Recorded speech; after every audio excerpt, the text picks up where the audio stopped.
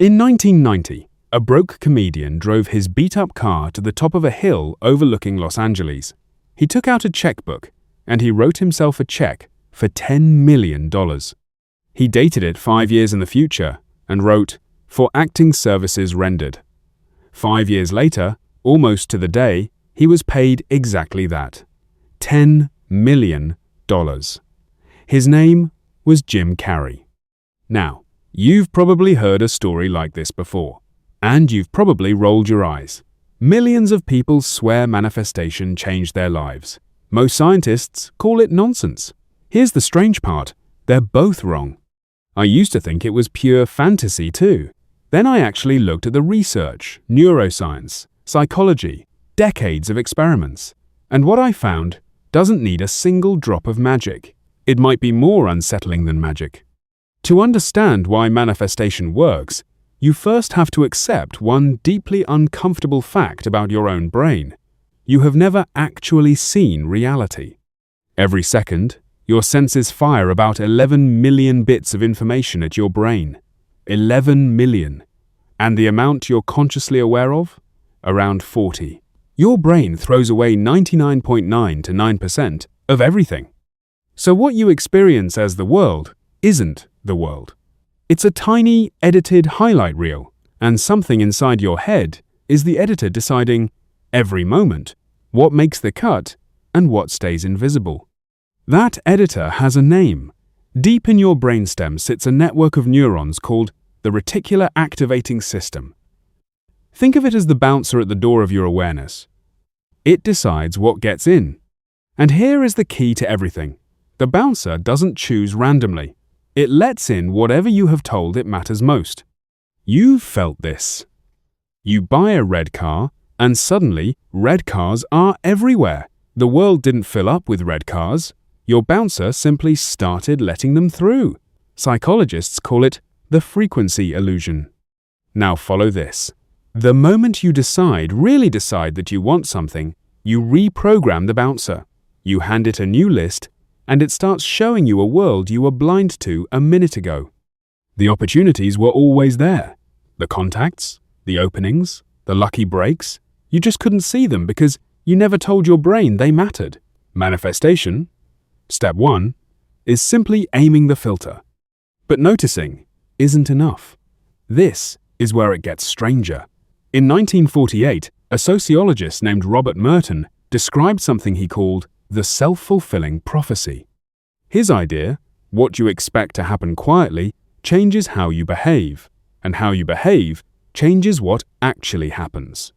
Your belief reaches into the world and bends it to match. And there's a famous experiment that proves it. 1968. Psychologist Robert Rosenthal walks into an elementary school and gives the students a test. He tells the teachers a few specific children are about to bloom geniuses ready to take off. What he doesn't tell them, he picked those kids completely at random. There was nothing special about them. Months later, he came back and tested everyone again. The chosen children had genuinely surged ahead, real, measurable gains. The only thing that changed was how their teachers treated them. Belief became reality not by magic, but through 1,000 tiny behaviors. More eye contact, more patience, more chances, which means the beliefs you hold about yourself aren't just thoughts, they're instructions. Now layer 3, visualization.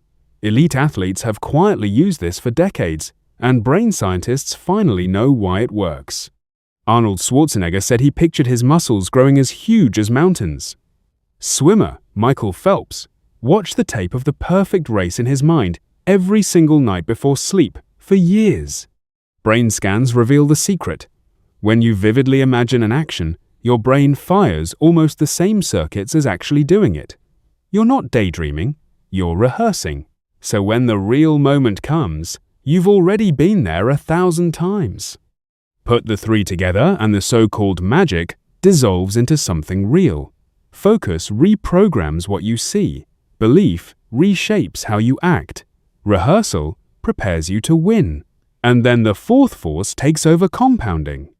You start talking about your goal, so you attract the people who resonate with it and quietly drift from the ones who don't.